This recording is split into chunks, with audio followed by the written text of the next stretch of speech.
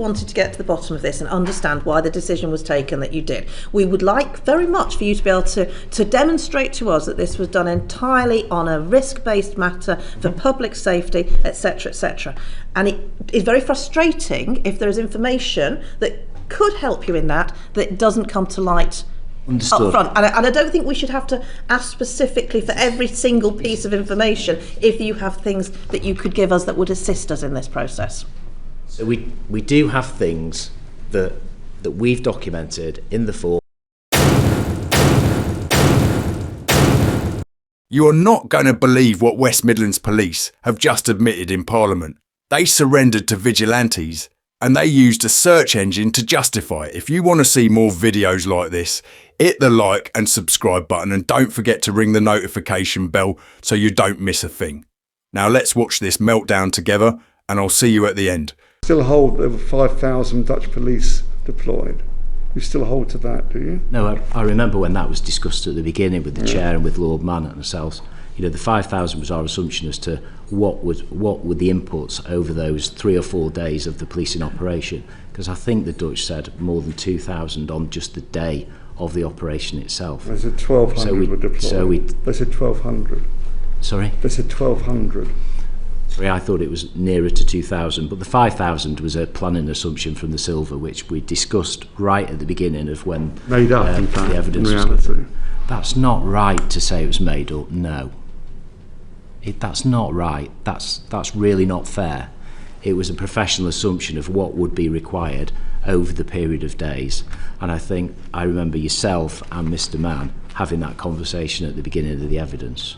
I think what we were saying that may be a way that you came up with a 5,000 number, but it isn't it's a finger in the air hoping to get to a calculation that might possibly work rather than actually having any concrete No, definitely not. No, it's basis. Just a professional estimate as to how many officers. You didn't check it with the Amsterdam police. You didn't go back and say, if we say 5,000, that's correct in terms of the... No, we didn't. That was just the assumption that we've made based on 4 days. So you don't know whether the 1,200 was 1,200 on one day or 1,200 over the full period? No, I assumed from having spoken to the Silver Commander that the number itself was on the day of the actual event. And I think it was more towards the 2,000 than the 1,200. I know some of that, those figures have been disputed, as you quite rightly say, but no, that was our assumption.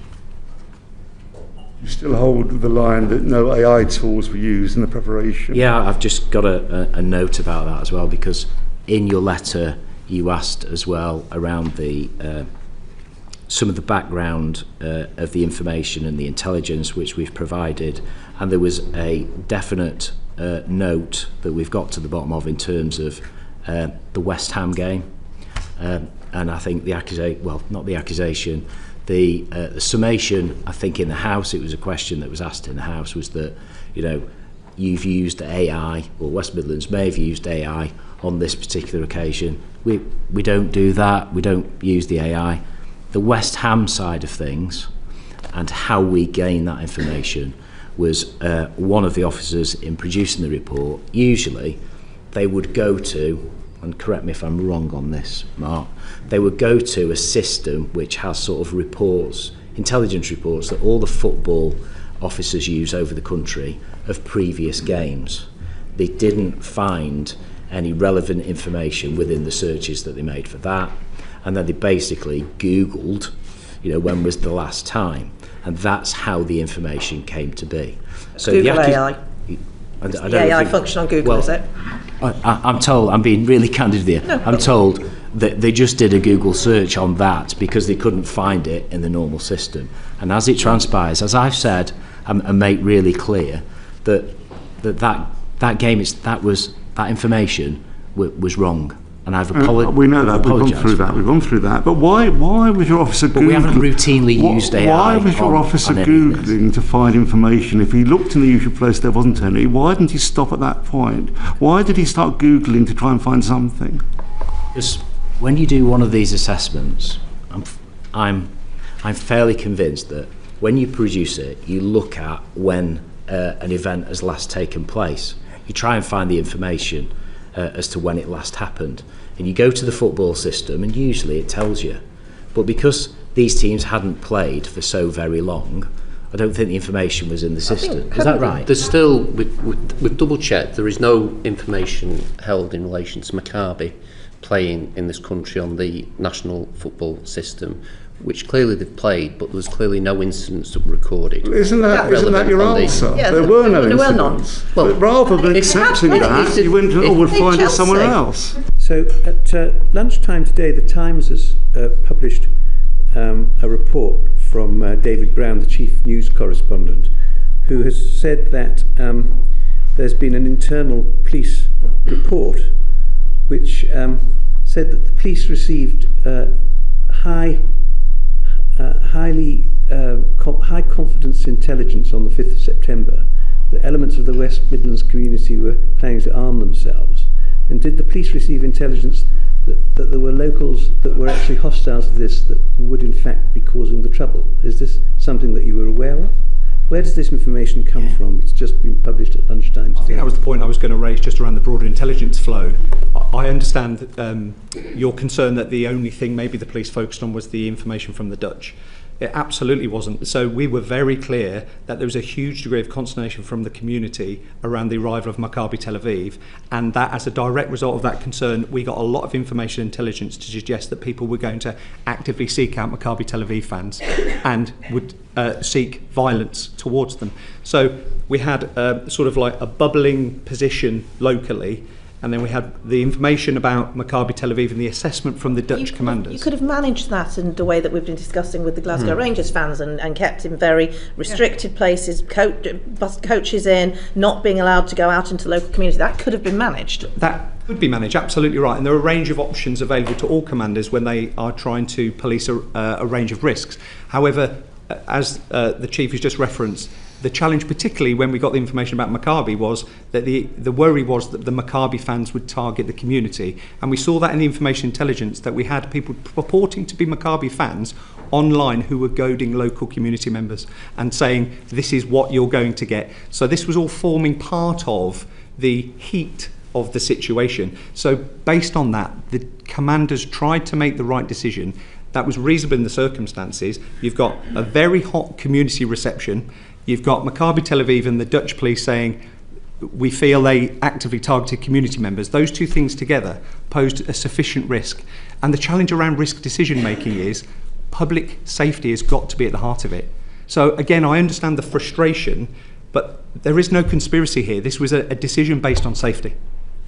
So why are we only hearing about this now? Why is it that a report has come at lunchtime today from the Times newspaper that you had information on the 5th of September that there were likely to be vigilante groups within the West Midlands community itself who were planning to take action against the Maccabi fans?